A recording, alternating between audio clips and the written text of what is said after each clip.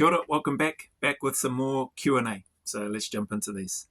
First one is, I know I have the physical attributes to pass selection, but just wondering if you have any tips to be able to deal with the hunger.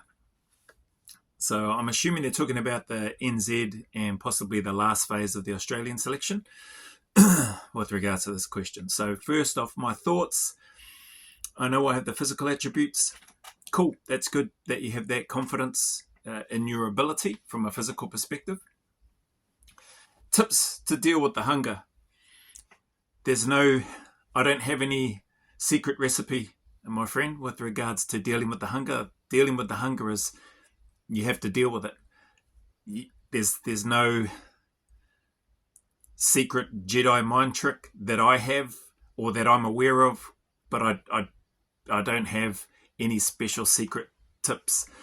In terms of things that come to mind that you might want to try or incorporate as part of your preparation for selection, maybe things like doing some of your training fasted, just as an example.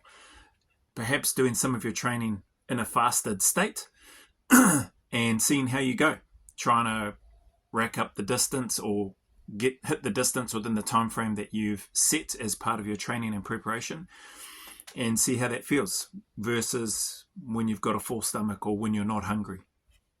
Other than that, it's just about how badly you want to be there. That's what that comes down to. The hunger, you're going to be hungry. Know that everybody's hungry. Know that everybody's tired, sore, thinking, you name it, everybody else is feeling the same thing. So dealing with the hunger, you just have to deal with it and just keep moving and keep putting one foot in front of the other and do your best to meet the requirements as you go through each day. That's that one. Next one. Oh yeah, these two are sort of similar. They're just sort of opposite ends, I guess. I'm 6'7". Do you think that will be a disadvantage for me on selection? And the other one, I'll read it now. Is 5'9" and 70 kgs too small of a build for the SAS? Let's go back to the first one. I think 6'7". Do I think that will be a disadvantage? There's pros and cons for everything. If you're taller and bigger, that can probably help in terms of your stride length when you're walking. You cover a heck of a lot of distance compared to a shorter person. That could be seen as an advantage. The weight of your pack. If you're 6'7" and you're a fairly solid unit, that pack is probably going to feel lighter for you. So again, that's probably another positive advantage, however you want to take that. And then if you are needing to get down and up off the ground, so say it's got to do a whole bunch of burpees or something like that, well, then that may not be such an advantage because you've got a long distance to travel between your 6'7" frame and then getting to the floor and then getting back up repeatedly over and over again. So, there's pros and cons for everything. Other things may be, on a stores carry exercise or stores carry task, when you're underneath and holding onto it, it could be significantly lopsided and that could drive more weight into the shorter person, So there's pros and cons. My personal take, it's only going to be a disadvantage if you allow yourself to think that way, if you allow yourself to let it become a disadvantage for you, if that makes sense. So there's pros and cons to everything, whether you're tall, whether you're short, whether you're big and muscular, whether you're small and skinny, whether you're fat, whether you're not fat. There's pros and cons to everything. Depends on how you look at it. And the tasks and activities will play a part in that, but then your ability to be able to adapt to that environment and stuff as well, or to that task, is another important part of what they're looking for from operators. Hence why the unit is made up of all sorts. I've said it in other Q&A sessions. It's made up of all shapes and sizes, different personalities, etc. So that's that one. 5'9". So it's 5'9", 70 kgs too small of a build for SAS. Again, that's only too small of a build, and or it's only an issue if you're allowing that to be an issue for you. So there's all sorts of body types, shapes and sizes, heights, widths within the unit, within the regiment. So it's only an issue if you're going to allow it to start being an issue up here before you even get on the start line. Get after it. Go there, attend, do it with the right intentions, with the right attitude, with the right mindset, with the right why in terms of why you want to go and serve there in the unit. I've said it before, don't go because you just want to see if you can do it, just because you want to see how far you can get. Go there because you want to go and do the mahi. You want to go and do the job. You want to go and do the work. That's a big part of what sets people apart, in my opinion, in my experience. People that want to be there to work, to serve, to do the job, they're typically the ones that get through. And this last question, we'll make this on the last one. Hey Joe, would the current personnel serving in the SAS be able to just turn up and do all the physical tests required on selection, or would they have to train for it over a period of time? Great question, not something that I've thought about.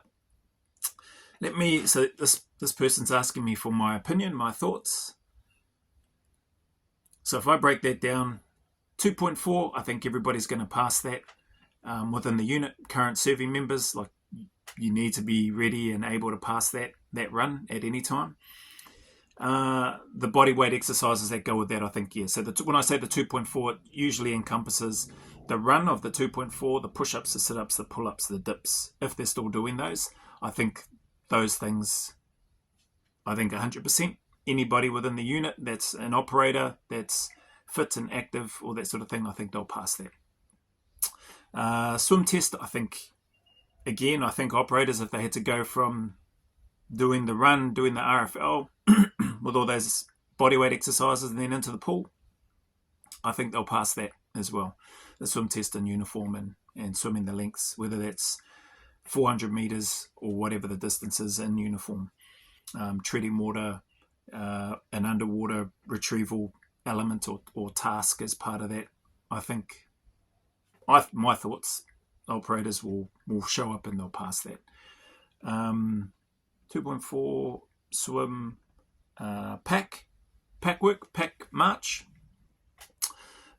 I think, again, that's sort of bread and butter for operators within the unit.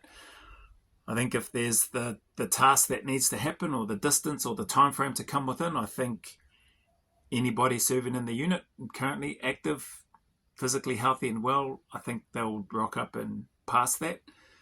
Hares and hounds, I think anybody, within the unit, badged operators, they're gonna complete that task. Here in NZ, hares and hounds. Australia, you got your 3.2. That one's a bit of a mission.